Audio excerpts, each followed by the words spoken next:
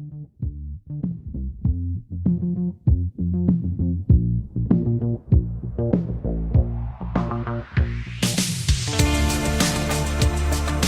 to Running on Empty, the podcast with the goal to get you out the door and running, even when you're running on empty. I'm your host, Ashley Cahart. And I'm your co-host, Camilla Randall. All right, welcome. This week we have a lot of good stuff we want to talk about, especially imposter syndrome. I know, it's a really big topic, but I thought it was a really great one for us to talk about in one of our first episodes. But before that, Camilla, how was your week of running? It actually wasn't as good as I wanted it to be. And I guess that's normal. Like, it's normal to have bad running weeks. But because of all the other activities I'm doing, and I don't know, it's just summer. Summer is hard. Running is hard. I'm just behind schedule because I'm training for a 5K for autumn, and I have my run-up plan. Hello, Run-Up, please sponsor us again. Yes, please. Every time. And it's just not, like, I had to skip a couple of runs, and then, like, I thought I'll do a different one, but I didn't do it. And it's just like, it's a little bit out of character for me, but I hope to get back to it next week. But also too, on the plan, I think you can make it that you can change it up, or like you can say like, I missed things. What should I do instead? Yeah. Like you can skip runs and you can like transfer them to a different date. And I have been like pushing them further and further and further. The problem is like, I do all these other activities and then there's not enough time to do the runs that I keep on pushing. So I had to like manually skip some to be like, okay, so I'm at 0.0 now and I'm doing it from here. And so then I did the run that I had to do this week. And then today's run was supposed to be 9K and I did 5K, but I think it doesn't matter. I did 100 kilometers on the bike yesterday. I think we're good for cardiovascular. Yeah, you've done the legwork. Yeah. Actually, but it's, so I did the bike. This is a running podcast and this is a little bit out of topic, but I did 100K on the bike yesterday on gravel. And so it was 5.5 hours of riding, and I did my marathon in 4.5 hours, and 5.5 hours on the bike. It's so much easier. Like, well, you get to sit. Yeah, you get to sit and you get to like roll down the hills, I guess. And that rest is really important because like I'm fine today. Like I went for the run. Like my legs don't hurt at all. That's great. I mean, that's a nice thing about cycling. Yeah, because we don't get the downtime in running, right? You know, if you're running down the hill, it's still effort. It's actually more effort because you gotta protect your knees. Yeah, you have to use different muscles. There's never a break. But those cyclists, they get to just coast sometimes. Must be nice.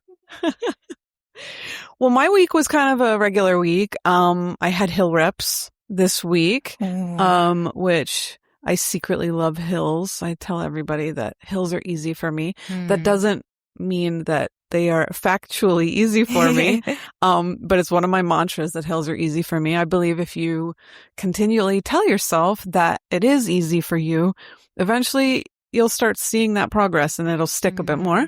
So I did my hill reps, which I love. I do them in the park, and it's about 100-meter hill. And basically I have to run from the tree to the trash can. It's how I really look at it. It's really hard, but it's nice. I did it. I ended up having the chance to do it in the morning. So there weren't a lot of people around, because sometimes doing the hills in the evenings is a bit weird, you know, and you are going down the hill out of breath and people are thinking, wow, this woman is so weak. And then I turn around and I charge up the hill as fast as I possibly can. So it's kind of strange. I also had, in addition to last week's story, I tried another gel. I tried my Never Seconds this week. Which flavor? I did the passion fruit. Yes, the best one. And so from a carb perspective, they are 30 grams as opposed to the cis beta, which was 40. Yep. I could feel the difference. I only took one again. So I did 16K and I thought, okay, again, try it out around 6 kilometers, about like 40 some minutes, something like that. Just to try out the gel, see how I feel with it. It was easier to eat, I think, because the cis beta is more of a gel texture. I know that sounds silly. That's not a really great example, but like it's more gelatinous, while the Never Second is a bit more soupy. Oh, okay. Like a little easier to drink, I guess is what I want to say. Yeah, like it goes down easier. Yeah. So in that respect, I think I prefer the Never Second, but I would definitely need to have more, because I was kind of tired, like getting around 11, 12K. If I'd had another one on me, I would have taken it. But it was easy to eat. But again, it was that situation where I just was thinking to myself, oh, this is odd. Like, I'm not used to doing this. But we'll keep going. So then next weekend on my long run again, I'll have to try. I think I will pick one of the two and take a couple with me. See how that goes. Yeah. A while ago, I was running with my friend and she had cis beta. I think you can say it either way. We should not cut this out of the podcast. Just leave me struggling. Me trying to say beta. Yeah. Cis beta gels, and I had the Never Seconds, and at that point, the Never Seconds were my favorites. And we were eating our own gels, and then we switched at one point just to like try each other's. And I just remember the Cis one being so disgusting compared to Never Second, especially like when you take a couple in a row.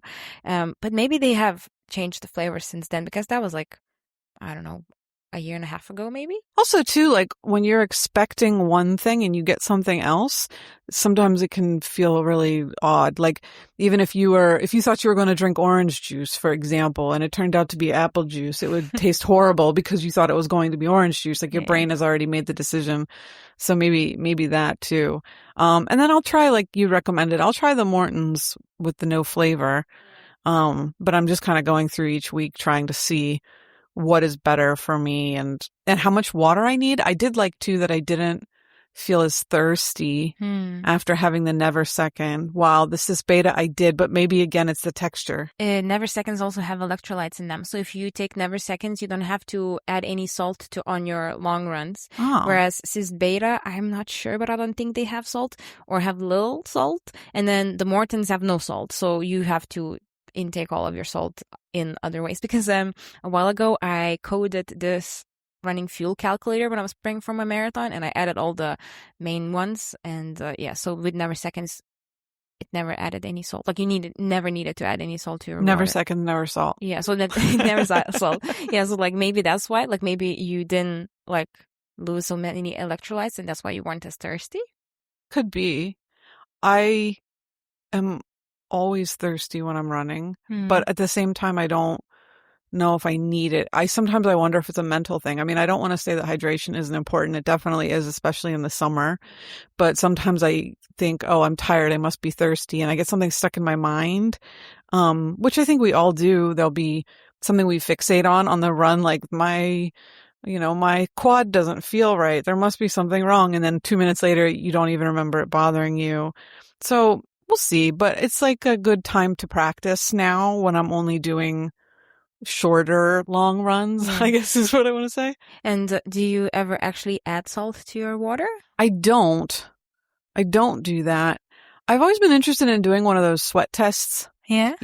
Just out of curiosity. Cause I think I'm a pretty salty sweater, but I hear such conflicting stuff. We should do an episode about salt, because it's a lot of weird stuff that we never really know. Yeah. Like what we're talking about. After a longer run, like I can brush my fingers across my forehead and I collect salt crystals. Like if I brushed harder, I could like scratch my forehead with the salt on it. Yeah, I'll look at my shorts and they'll be black and I'll see like white patches on them, like it's like seeping through. Yeah. So I definitely get salty. But it's part of the summer game, I guess, and you got to get used to it. And back to the idea of running and training with gels, it reminds me of the idea of whether or not you're a real runner or not.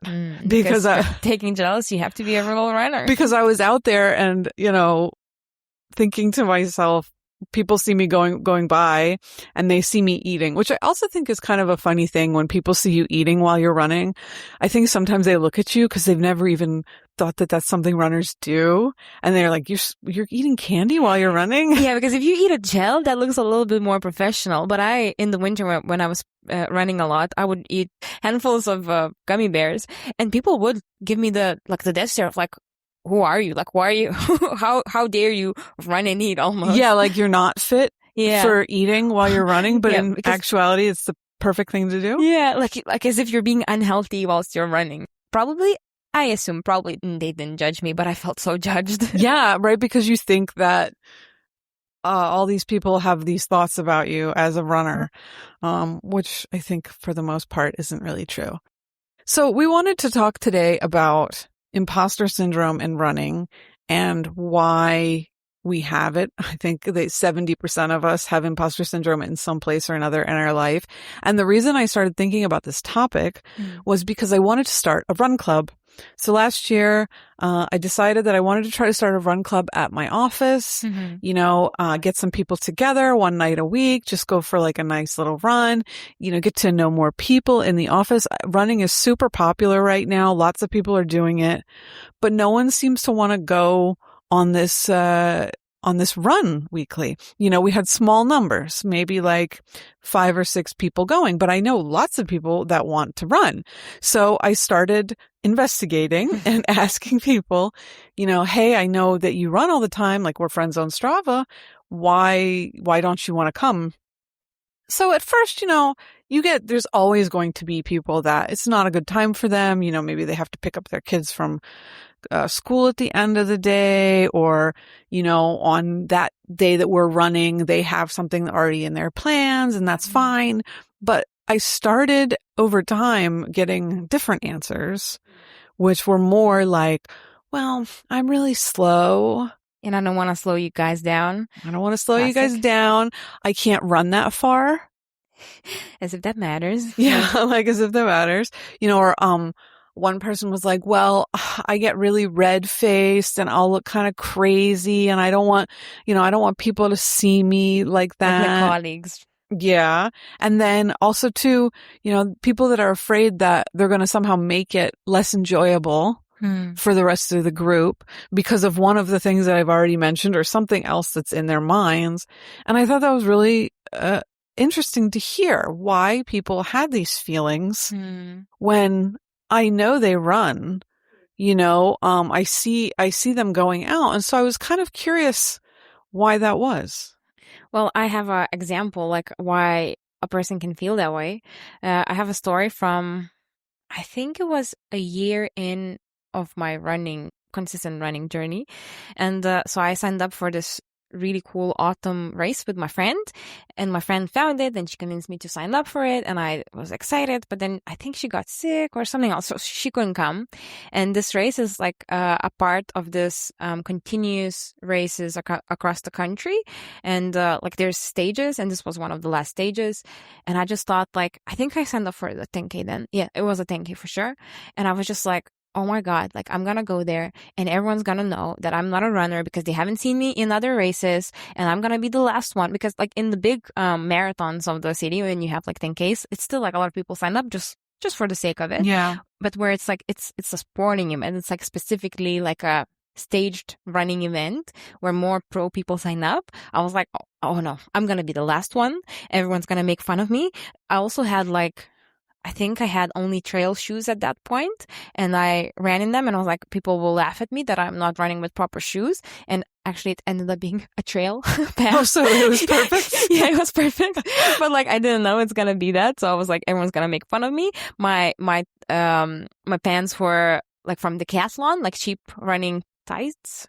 And I was like, everyone's gonna know. Everyone's gonna know, and everyone's gonna judge me. Meanwhile, probably everyone else is wearing very similar things. I have no idea. I didn't even see anyone else's clothes. Like, it didn't matter. And then, but I ended up still going. And even when I was doing my warm-up before the start of the race, and like the first thing that surprised me, I picked up my number, and then the people were nice to me, and they didn't like tell me like, you don't belong here. Why are you here? So that was unexpected. I actually thought people were going to question why you were there. Give me the dead stare. Look at me like I don't belong. Maybe they're not going to say it, but you're going to show it. And then like the volunteers in the booth were so friendly, and they're like, well, have a good race and so on. And I was like, oh, that's odd. And then I was doing my warm-up, and someone looked at me. I was like, oh my God, don't look at me. I don't know what I'm doing, even though I've been doing that same warm-up for a year, and it was working and it was fine. But just like, and so I ran that race. I ended up running, even though I had butterflies in my stomach from the beginning, and I did my PR at that time. I think my pace was 5:53. I hadn't done anything at that speed at that before that, I But that's wasn't. great. It was really good, and I wasn't last, and it was such a beautiful run. Like, it was such a, like, it was in the middle of autumn, and it was sunny, and the trees were changing color, and it was so nice.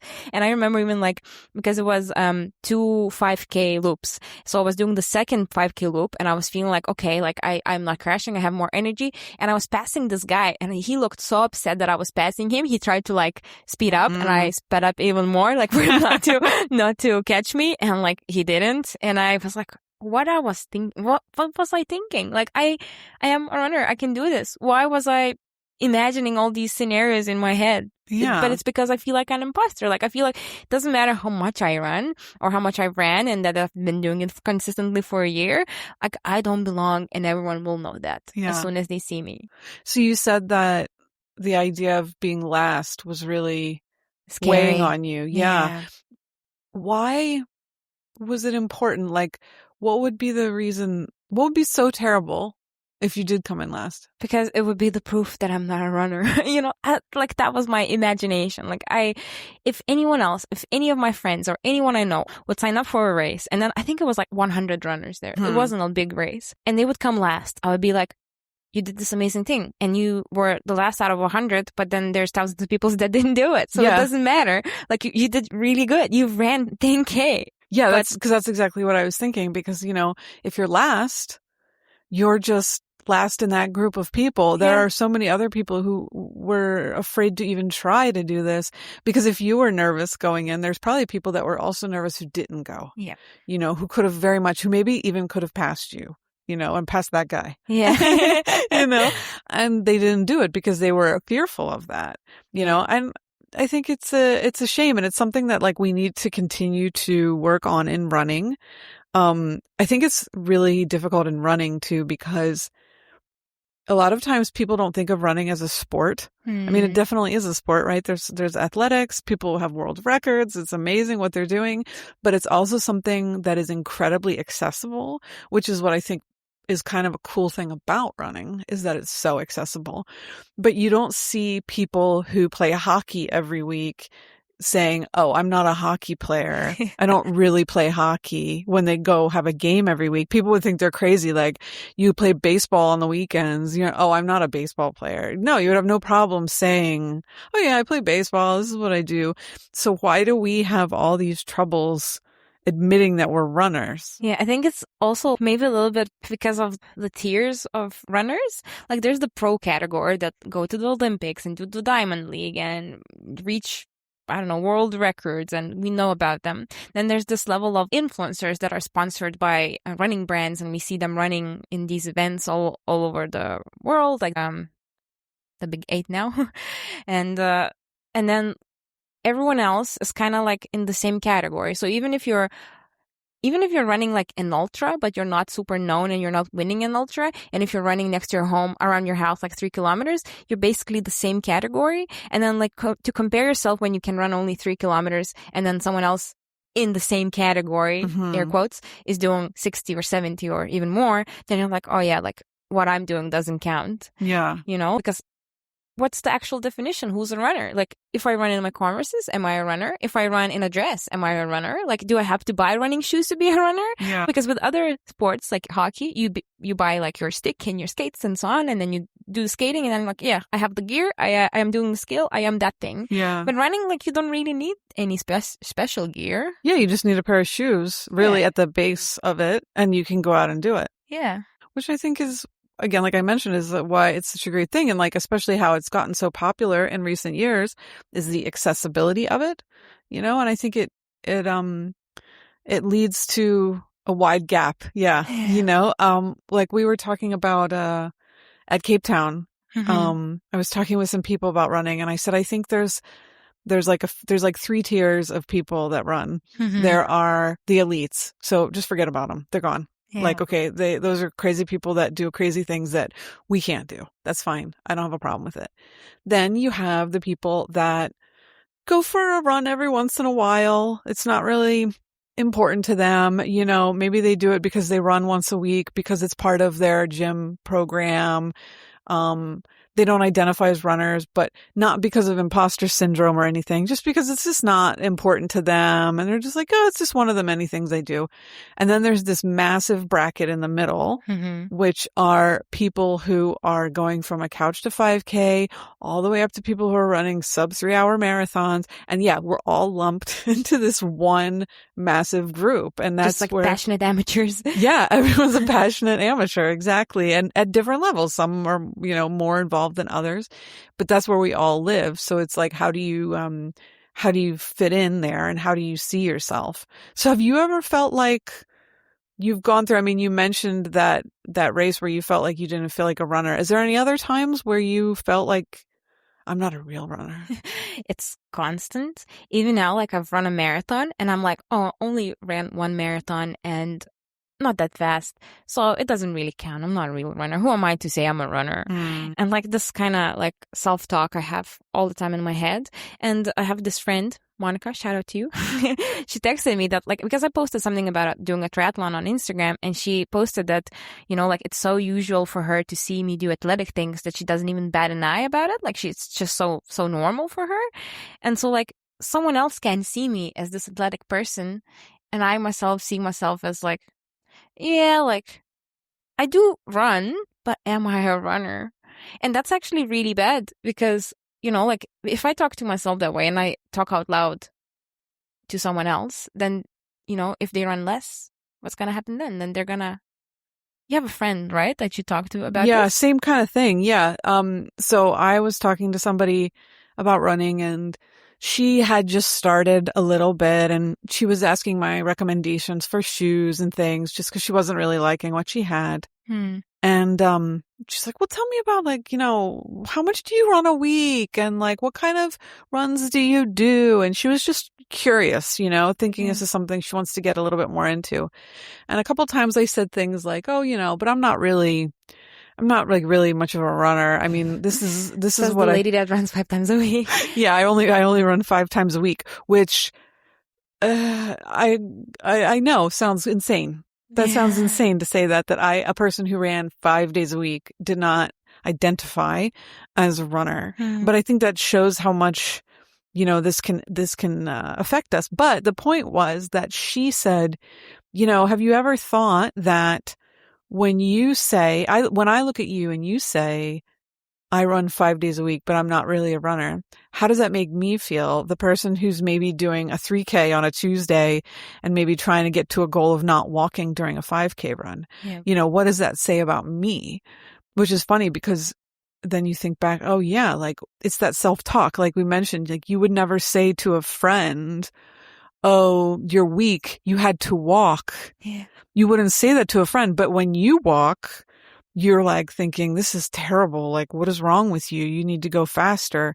It's that self-talk we give ourselves versus other people. And you would never say that to your friend. I have 2 friends right now that are, they're like starting running, and one of them just did a 10K, so amazing for her. But like she started out like a couple months ago, and she could do 3 kilometers at most, and she would share them on Instagram, and she would run a 3K and share it, and I would be like, oh my God, I'm so proud of you. Like you did this amazing thing. Like I literally was so happy for her and so proud, and she was inspiring, and she still is because she's building up further. And even if she didn't, she was still really inspiring.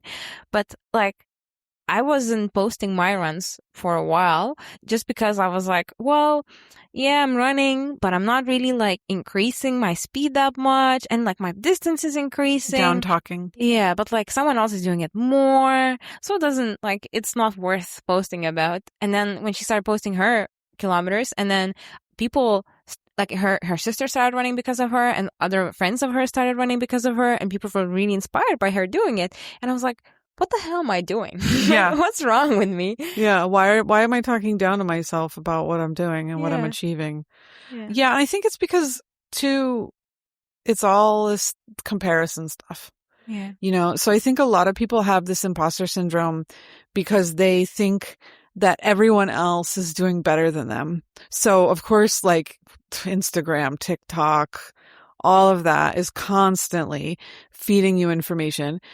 I was just talking with some runners the other day and I said something about marathons and I said, well, the average marathon time is about 4 hours and 30 minutes. And they both were shocked. Yeah. Because the internet is showing them these people doing sub threes constantly and that's all these, influencer goals, which who even knows if they're even getting to those goals. Yeah. But if 4:30 is like totally normal. It's a totally normal number. And that's the number for the people that actually run the marathon. There's so many people that don't. Like, there are runners and they don't. And then there's so many people that are even running and then don't have that capacity.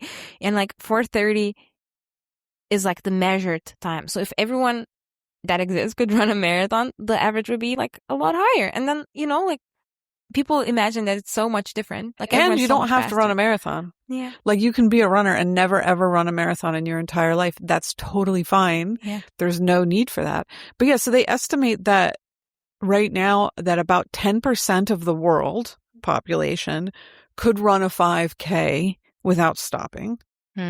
But only about 3% of people could do a half marathon and 1% of people could do a marathon. But like to your point too, but that's how many people are even trying any of these things. That are registered running. Yeah. Or even, contemplating doing it and trying to get out there. I think that's a really big amount of people to even think about. We were doing a training run with someone who wasn't doing any running at all. And her first goal was to run 1K. And she came out with us. And as we were going along, I said to her, look at all these people we're passing on the street. You think that they're looking at you and judging you for your running. They're not even trying. They're not even trying. You don't know what they're thinking. They could be thinking like, wow, I wish that I had the nerve or the courage to go and try this, and you're actually doing it. You're the badass, I have never had a part of my life when I wasn't running, and I've always seen people running around, and I have never looked at a person running and thought, what a loser. I always thought oh, I wish I was doing that too. And I actually even sometimes get jealous when people run on the street, like, oh, I wish I was running right now too. Yeah. That's the only thing I think about. I never think of oh, his shoes are bad. Like, he must be not a runner, or he's breathing through his mouth. You know, he's so out of shape or whatever. Yeah. One time on a long run, I decided that I was going to wave to every other runner that I saw the whole time, just for fun. And a couple people didn't wave back. And I remember then seeing one and being like, oh no, they're in the pain cave. And I wasn't looking at them and thinking they're not a good runner. I was thinking, oh, you poor thing. Like, I've been there. Like, that's a horrible place to be. You'll thinking in my mind, I wanted to shout you'll get out of it soon. Like, it's okay. You'll survive. But or they're a beginner. Yeah. Or they're a beginner, and also it's like, well, it'll get better. Yeah, and also as a beginner, you don't look at other runners because you don't know they're gonna say hi. Actually, that reminds me that the first time I allowed myself to think about myself as an actual runner, that I'm in this club, I belong, is when I was running, and I think it was autumn. It was definitely cold. I was running with a hat, and this runner guy that looked like he's running ultras, he looked very runner built and dressed and whatever. He waved to me, and I was like, oh. he admitted that I also run. But that goes to another thing, which a lot of people do with imposter syndrome, is they think they don't look like a runner. Yeah. And what does it mean to look like a runner? I think that obviously, the elites, there's this thin, lean, maybe tall, idea of what a runner is. But I think too, with running becoming more and more popular, you are seeing a lot more people that don't necessarily fit into that physique and have that specific look to them. Yeah. And I think that's great. But, just because you have a certain weight, or you have a certain way of running, that doesn't change the fact that you're still a runner. It all comes into the running economy, and the running economy is how much energy you use for the distance you run. And it's based on weight. So your running economy is for a kilogram of your body weight. So you can be a big person or you can be a small person, but then your running economy doesn't change because of your bigness or your smallness. It's still per kilogram of your body weight. So that's why the calculation doesn't matter if you're big or small. If you're a bigger runner, then you use more energy for the same amount of distance, more calories you would be using, but that's still fine. And you can lose the weight, and then your pace might increase, and then you might use a little less calories, but then that doesn't change your running economy. It's still per kilogram, so it's still the same running economy. And the things that do matter are like if you bounce and if your legs are stiff, that stiffness actually is good because then your legs work a little bit like a spiral, or your cadence. And I think we should talk about all of these metrics in a future episode, just like explaining running economy and what's important and what to think about. But it doesn't really actually matter as much in the end. Like, we don't know how much it matters because we know about these super famous runners. Like, there's this guy called Connor Mans, and he's the fastest USA men's marathon runner. And I don't know if you ever saw a video of him running. No. He looks weird. Sorry. If you ever hear this, Connor Mans. But like, he does not look good while he's running. Like, he breaks a lot of running economy rules, and he still is the fastest men's marathoner in America, in USA. And then also, about Paula. Yeah, Paula Radcliffe, because I know that she's a really famous one for it, because they say that Paula runs funny. Yeah. She was a world record marathon runner for years and years, but she like bobs her head.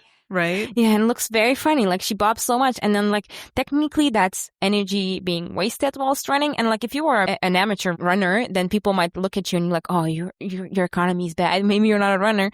But actually, it doesn't matter as much as we think. And changing those kind of things, changing the way you run, where you hold your hands, or how your head bobs or whatever, that actually might hinder your running, because you will have to think about it. You'll get more stiff. And the most important thing whilst running is running relaxed. Yeah. So if you're trying to alter your natural state, you burn even more calories. And I think more important than that is the mental work that you're doing, because you're telling yourself that you're somehow doing something wrong when you're not. You're just running. And I think that in the end, it should all be down to making yourself feel as comfortable as you possibly can. Yeah. And as long as you're not like running into an injury, like there are some things you could do, like overstriding, that could lead to injury over time, but not necessarily. It depends on how you run and how much you run and how much you increase stuff. But like, most of these things don't matter as much as we think. And also, if you're not gonna be a pro marathoner or any kind of like Olympian, it's just running is quite natural to us, and we know how to run, and you just do it as you're most comfortable. Yeah. And I've even because they talk a lot about how in marathons, say someone runs in 2 hours and 30 minutes and someone else runs in 5 hours and 30 minutes. What also is happening in the 5 hour and 30 minute person is, as you mentioned, obviously they're burning more calories. They're spending way more time on their feet. There are people that run 2:30s who would not be able to sustain being on their feet for 5 hours and 30 minutes. When you are practicing for marathon running and you are an average runner, you might be going on a long run that could be 3 to 4 hours long on a Saturday in your regular life, while those people would be going out for an hour and a half. Yeah. So, what about that says that you're not a real runner? I'm not really sure. Yeah, nothing. Nothing at all. I think too, like, there's another thing, which is that a lot of people have these negative connotations and associations of running from their past. As I mentioned earlier in another episode, I started running as an adult. I never ran as a kid, and the mile was something we had to do every year. That was the nightmare. You had to go run 1 mile, so like 1,600 meters.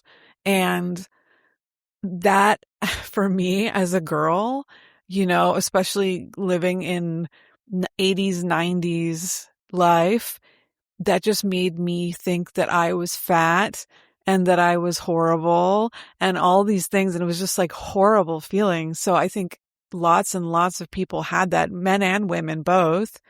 Also, too, there are other people who were sporty, but running was a form of punishment. Yeah. So the girl that I mentioned where she wanted to run 1K, she was a basketball player.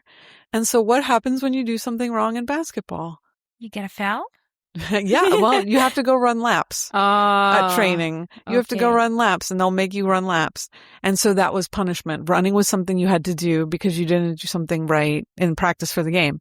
So it becomes it's a form of punishment to go for a run. Yeah. So then starting off, like, that's the association you have. It's punishment, it's torture, it's something really, really bad for you. And like running is hard, like running is uncomfortable sometimes, but it shouldn't feel like a punishment.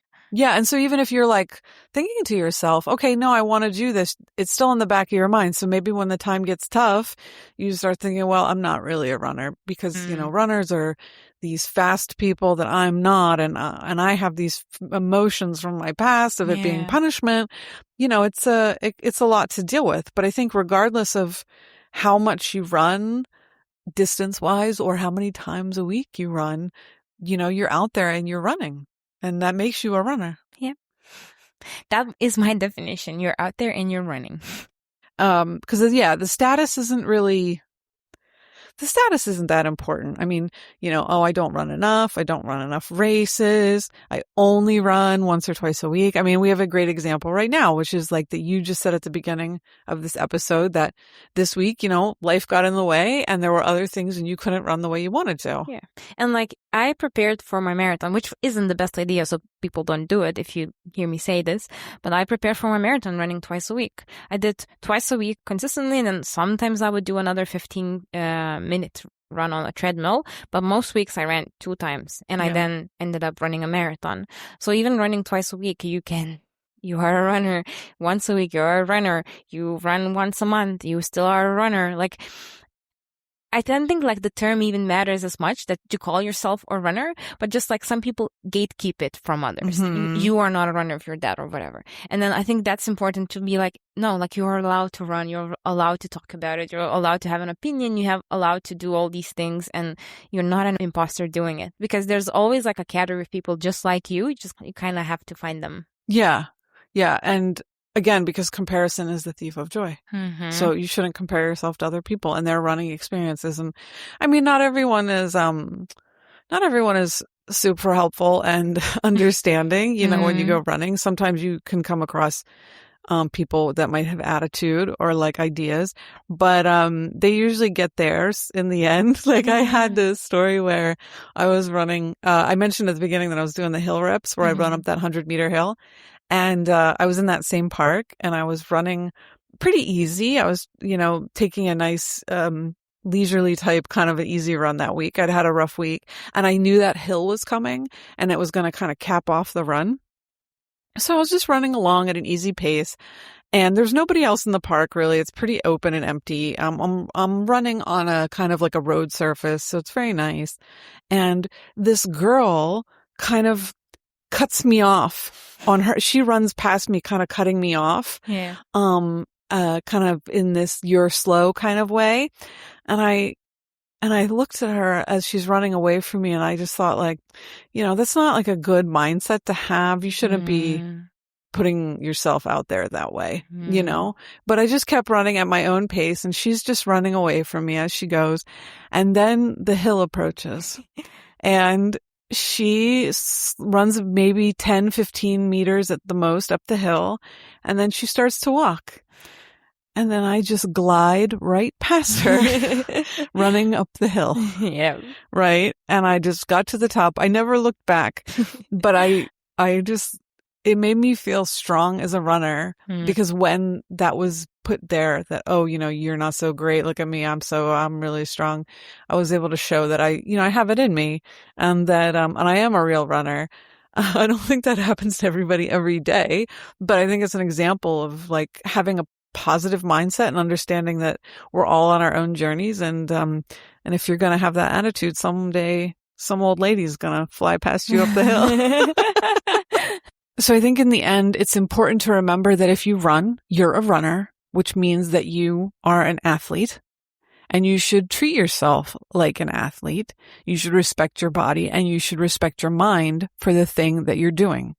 You need to accept that running is hard for everyone.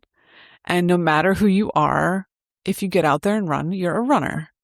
And I think that goes down to redefining success. Take yourself seriously as an athlete.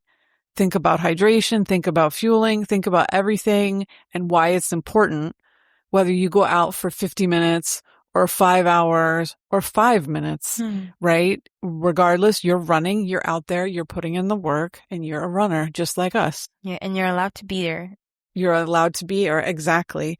I think that takes us to the win of the week, which also I just want to say with the win of the week, the thing that I loved about this was that this is somebody who is talking about not being afraid to fail. Yeah, that is Josh Kerr, isn't it? Yeah, Josh Kerr. So big deal in athletics this week. Josh Kerr, broke the world record for the mile, which is a little over 1,600 meters. I think it's like 1,608. He did it in 3 minutes, 42 seconds, 66. Do you know what was the record before that? Yeah, it was 3:43:13, which happened in 1999. Oh yeah, he broke the record that hasn't been changed since 1999. Yeah, 27 years, which is crazy. I think he was a baby when that happened. Very, very wild. He did it in the Diamond League in London. He had announced it in March, that he was going to attempt this record. I think it's a pretty amazing. It shows that it's mental barriers, right? Because back in the day, we thought that humans couldn't run a sub 4 minute. Yep. And now these people are doing it like every day. Yeah. Well, it's also like probably like it's also mindset, like because when no one could do a sub 4 mile, and then when the first person did it, like everyone started doing it. Yeah, Roger Bannister did it. Yeah. Yeah, but also it's like probably stuff like, we know more about nutrition, and we know how recover better, and shoes, the super shoes. I don't know when the super shoes came out originally. We should Google that, but that also adds up. And then all the suits you got to wear, like the outfits, the 80s outfits were so funny. Like they were like these baggy clothes, right? And so there's a lot of little things, like little 1% that add up to this being possible now. But yes, mindset is, I think it's more than 1%. Yeah. And then, him saying that he will do it, I think it's like when you think you can do it, then you have a lot more chances of doing it. That's the first step. Yeah, the first step is saying, I can do this. Yeah. And then working towards the goal. And like I said, he mentioned that he was not afraid to fail, which means that he was going to put everything out there. And if it didn't happen, it's okay because you can try again. Yeah. Which I think that all runners can take into their mindset. I had a goal for my marathon. I did not get my goal. Yeah. I'm actually totally fine with it. I had an amazing race. There was lots of crazy stuff happening, but it was great. I really enjoyed it. And so I look and I go, it's okay, but next time, yep, I'm going right back there. Yeah. I have that same goal planned. Yeah. It's important for mindset. I even have this thing where I'm like, I'm ashamed to share my goal out loud. Why is that? Because people will, if I fail, people will know that I failed, and failing is unacceptable. I cannot fail. That's not who I am. I am not a failure, which is a very bad mindset. I know. And then I'm trying to get a little bit better at this, of publicly saying I'm going to attempt this. Or even with my marathon, I had secret goals in my mind, but I wasn't sharing them because it's if I don't do them, I don't want people to know. So what's your 5K goal? I want to do a sub 25, which I think is very realistic because I did 25:05, I think, the fastest I've done.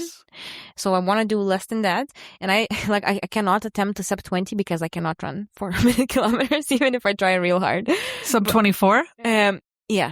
Sub 24 would be nice. Yeah. 23 something. That's my goal. If I feel good, if I run good, if the weather is good, if I sleep well and so on, that is feasible. So you have multiple goals. You have your ABC goal? Yeah. Yeah. So 23 something is A, and then 24 something is B, and C is just doing it. Yeah. And I think C should always be just doing it. That's how I was at the marathon as well. But I was afraid to tell people my goal too, because people would say, oh, do you have a set time? I did. 4:17. That was the number I wanted. The reason was my last marathon was 5:17. Oh, yeah. And I had significant improvement over the course of time. And I just thought how beautiful it would be to have a easy 1 hour round number. Yeah. But I was afraid to tell people that. So I just would say something like, well, I hope to get under 4 hours and 30 minutes. We'll see. And then I ended up actually doing 4:31, which wasn't even that. It wasn't the B. It wasn't B. But in the end I had C, which was I'm going to the other side of the world and I'm going to run a dream marathon. And I did you still improved your previous time. by a long shot. Yeah, I still did it by 42 minutes. Yeah. Which is phenomenal. Which is insane. It's insane to cut so much time off your marathon. Well, I hope to continue on that path. So, and I really look forward to seeing what else Josh Kerr is going to do. I'm also curious because Jakob Ingebrigtsen, who's his kind of rival. Yeah, they both speak the speak. They definitely have something going on there. He's like on his way back because he had an injury, a serious one. So he's been out of the game, so to speak, for a while, but I know he's back running again. I've seen some stuff on him. So, it'll be interesting to see where that goes. Exciting times. Very exciting times. Thanks for listening. We hope you will rate, review, and subscribe to help get the word out. We'll be out with a new episode soon. You can find us wherever you get your favorite podcasts. And you can follow us at runningonempty_pod on Instagram or get in touch through our website, runningonemptypod.com for the latest news and episode info. Okay, love you. Keep running. Bye. Bye.